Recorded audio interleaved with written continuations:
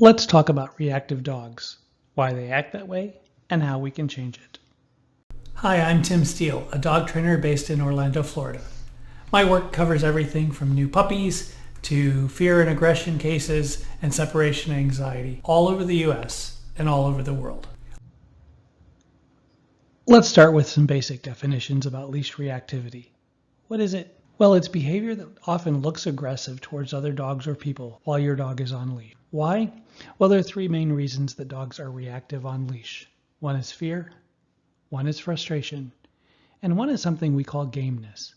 I'm going to go over each of the three, giving a brief definition of each and telling you what to do. So how do you tell the difference between these three? Well, there's one main question that good trainers often ask, and that is, how's the off-leash play?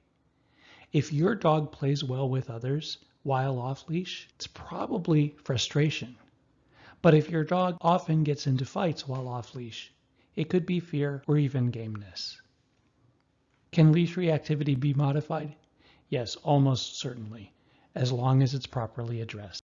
Let's start with fear. Fear is a very common reason for leash reactivity. What it really is a distance-seeking behavior to drive away the other person or other dog. See, your dog understands, I'm on leash, I can't get away, so I need you to move away in order for me to feel more comfortable. And it works. People move away from dogs who are snarling and barking, and your dog learns that was effective. I'm going to do that again in the future. So what do? First of all, we work at a safe distance. There's some distance at which your dog is fine. They see another dog or another person, and they don't start reacting. That amount of distance is different for every dog. Yours could be a football field away, or it could be just 10 feet. Every dog is different. You'll need to do a little experimentation to find out where that line is for your dog. What you do is you pair the presence of the scary person or the dog with something really good. Now, I like to use food because it's easy to dole out and it's fast and it's effective. I'll often take a dog like this out on a walk when I know that they're good and hungry.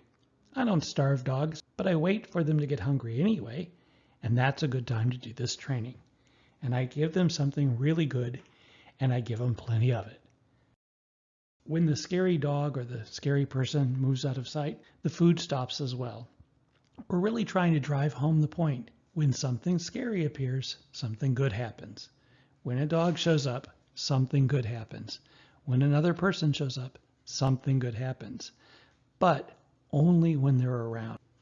After some practice, you'll see that your dog starts giving some happy body language.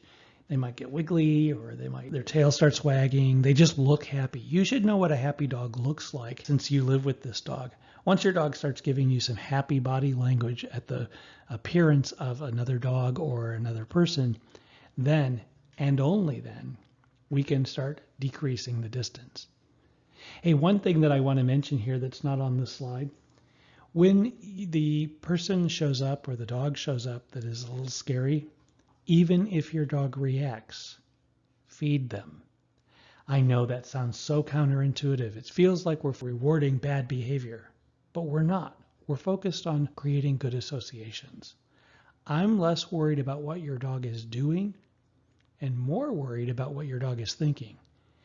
If we can change the association, the behavior will take care of itself. Let's talk about frustration. So this is a dog who plays nicely with other dogs while off leash. So when on leash, they're simply frustrated that they can't get to the other dog to say hi. It may look exactly the same as a dog who's afraid, and it can look pretty aggressive, but it's just frustration. So what do? Again, we work at a distance the dog can handle, but only after meeting your dog's socialization needs. So give them a chance to play. You know, I like ice cream. If I haven't had ice cream in a while and everybody around me is eating ice cream and for some reason I'm not allowed to have ice cream, I could be frustrated. But if I just had ice cream an hour ago and everybody's eating ice cream around me, I probably won't care so much.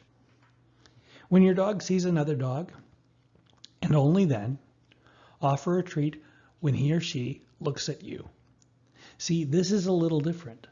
Unlike fear, where we were going to pay the dog no matter what their behavior, With frustration, we want to teach them a different behavior.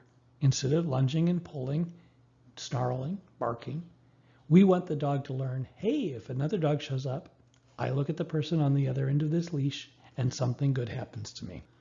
So you feed, and then you wait for the dog to look at the other dog again, and you can say yes, or you can say their name, and you feed them again.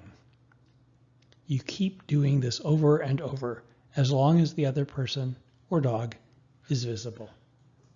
Then, and only when your dog is reliably looking back at you, you can decrease the distance and repeat these steps. Finally, let's talk about gameness.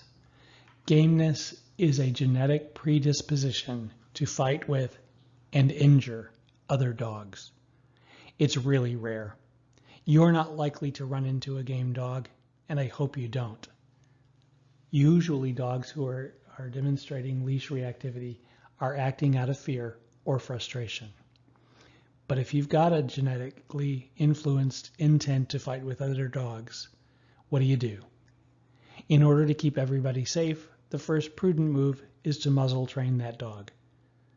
Dogs can learn to wear a muzzle comfortably, happily, and it's not as hard as it might sound. That's the first step. Second, as before, we work at a safe distance. The goal is to make sure that this dog simply does not get a chance to bite anybody. And third, work with a qualified trainer. The steps necessary for handling gameness are outside the scope of such a short video as this.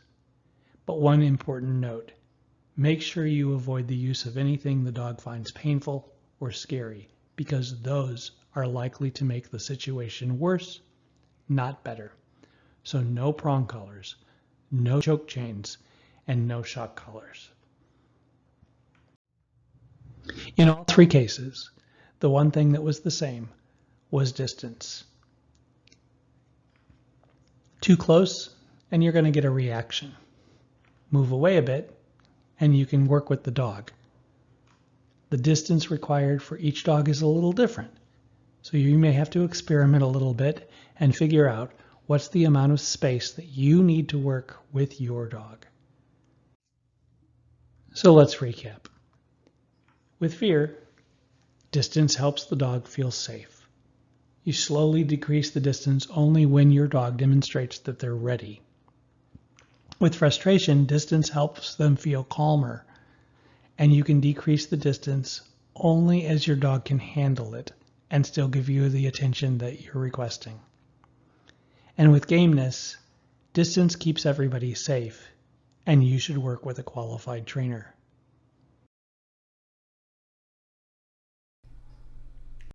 I hope this has been helpful.